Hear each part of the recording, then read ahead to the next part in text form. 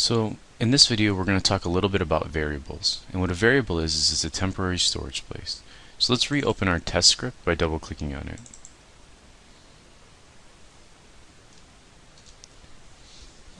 And for now let's go ahead and delete one of these statements, and let's look at putting some variables at the top of above our start function. So I'm going to clean this up a little bit so you can see a little bit better. Now, the place where you can put variables is only in two locations. They must be located within this public class, within a class, or within a function. So that, again, two places to put a variable: within the function itself or outside of the function in the class. You cannot put any other code that's not a using statement outside of the class. So there's three parts to a variable. One is called the accessibility modifier. And that's whether we want it to be public, that means other scripts can access it, or private. So the first thing we're going to write is the word public. And again, what this means is we would like that anyone to be able to access this script, or this variable rather. So any other functions or any other scripts can now access this. And then you want to write what you'd like the variable to hold. So an integer is any whole number. So we can write int.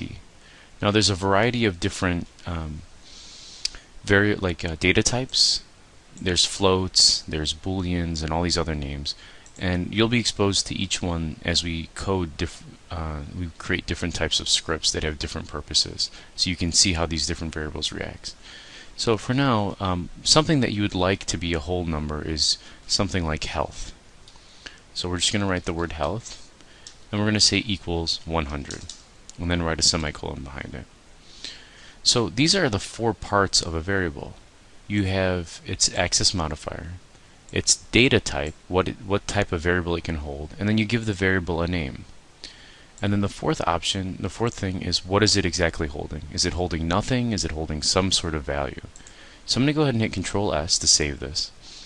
And because we made this public, what's really nice about Unity is if I go and I click on my sphere, you'll notice that as this script updates, health is now accessible at 100% here.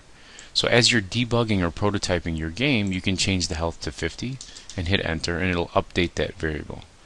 And that's why we call variables temporary storage places.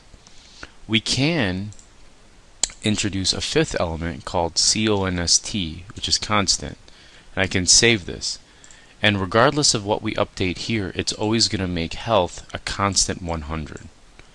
So for now, that doesn't necessarily interest us.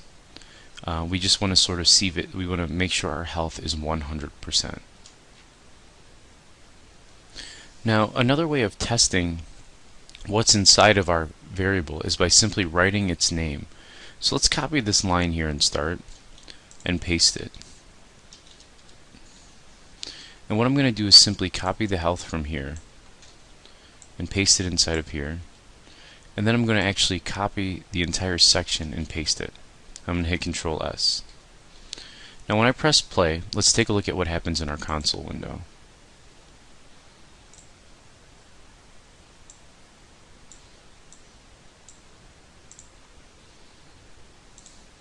Alright, we get two outputs. We get the word health here, and then we get the number 50, which is the updated variable that we changed here. So in order to test what's stored inside of a variable, what you would do is you'd actually type the variable name, health. If you want to print the word health to the screen, you'd actually encase that in quotes.